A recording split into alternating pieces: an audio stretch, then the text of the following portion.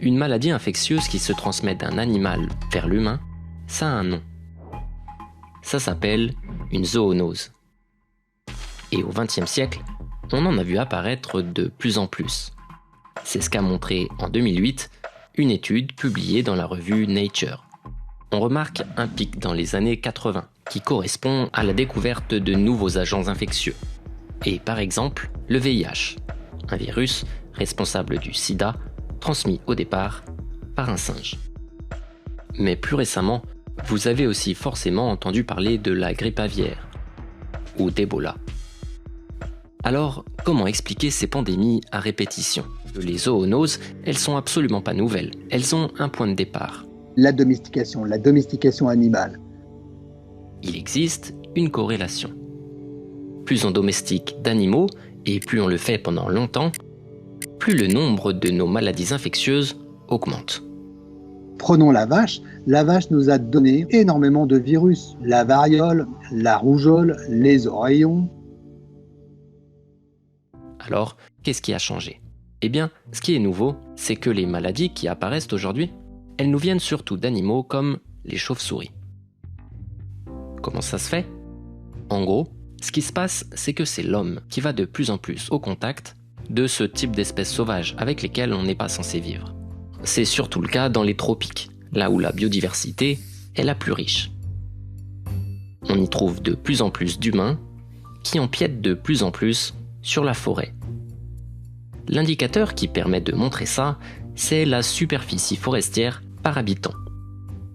Eh bien, dans les tropiques, celle-ci a quasiment été divisée par 2, en à peine 25 ans.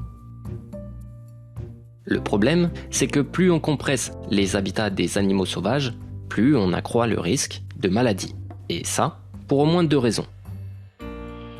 D'abord, parce que la densité des populations animales augmente.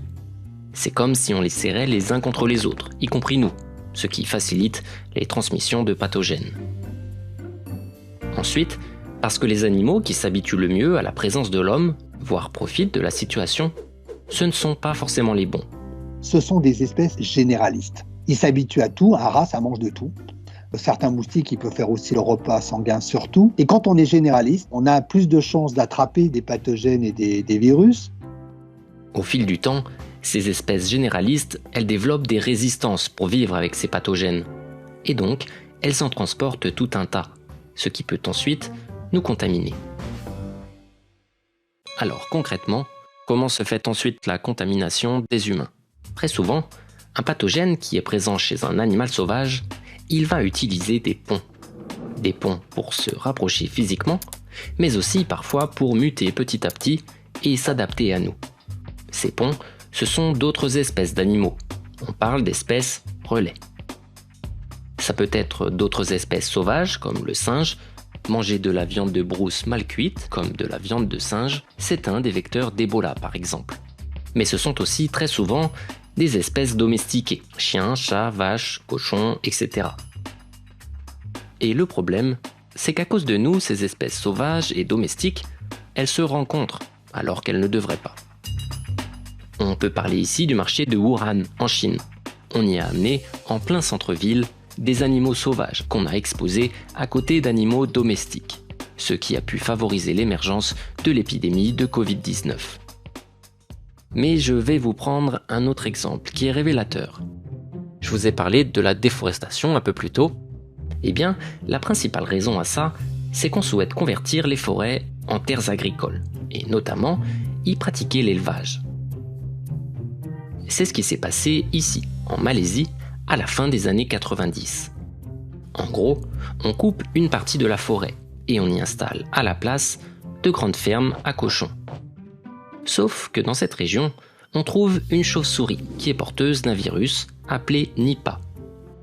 Cette chauve-souris, elle se nourrit de fruits. Et les cochons qu'on a amenés sur place se mettent eux aussi à manger des restes de fruits tombés par terre, mais dans lesquels on trouve encore de la salive ou des excréments de chauve-souris. Les porcs sont contaminés et ils infectent à leur tour les éleveurs.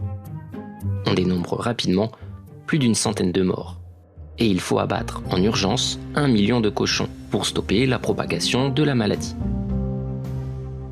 Le relais, c'est donc le cochon qui a permis au virus d'atteindre des humains. Mais tout ça, ça m'amène à parler d'autre chose. Le truc, c'est que ces cochons qui ont été contaminés par des chauves-souris, ils n'avaient rien à faire là. La Malaisie, c'est un pays à majorité musulmane où on mange très peu de porc. Non, ces cochons, ils étaient destinés à être exportés. Ce que je veux dire, c'est que dans cette histoire, ce n'est pas la chauve-souris le problème. Ce sont les choix humains de développement économique qui ont favorisé ces contaminations. Un autre exemple, c'est le Congo. Certains sont en train de défricher et creuser dans les forêts à la recherche de coltan, un minerai qui sert à fabriquer des appareils électroniques. The miners, what are they eating? Well, they're eating mostly bushmeat, probably. So, by purchasing a cell phone, you are part of the global demand that brings coltan out of those forests and gives us jeopardy for new viruses to spill over from wild animals, including bats. Ça, c'est juste pour le déclenchement des épidémies. Mais la responsabilité humaine, elle va encore plus loin pour ce qui est de leur propagation. Ce qui a changé au fil des dernières décennies, c'est que nous pouvons désormais traverser le monde en quelques heures, en avion. En 40 ans, le trafic aérien a été multiplié par 7. Et puis, la population mondiale, elle est passée de 4 à 7 milliards pendant cette période. Il faut aussi préciser qu'une personne sur 8 vit aujourd'hui dans un bidonville, où l'hygiène est extrêmement précaire. Tout ça fait que les maladies peuvent donc se propager plus loin, plus vite, à beaucoup plus de monde. Aujourd'hui, d'après certains scientifiques, il existe plus de 320 000 virus que nous ne connaissons pas encore chez les mammifères. Il est très probable que leur contact nous exposera à de nouvelles pandémies, aux conséquences difficiles à prévoir, mais qui pourraient bien être catastrophiques. SARS coronavirus that spilled over in 2002 had a case fatality rate of about 10%. So, if we had a virus that spreads as quickly as this coronavirus does, but had a case fatality rate as high as SARS did, the global pandemic could be much worse even than what we're facing now. Pour tenter d'éviter un tel scénario, il y a énormément de pistes à envisager. Commencer par de la pédagogie, notamment dans les zones à risque, pour sensibiliser à ces questions. Mais il est aussi nécessaire de changer nos comportements à tous.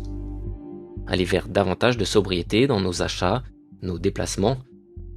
Il faut repenser nos méthodes de production en matière d'agriculture notamment, et puis privilégier des échanges locaux.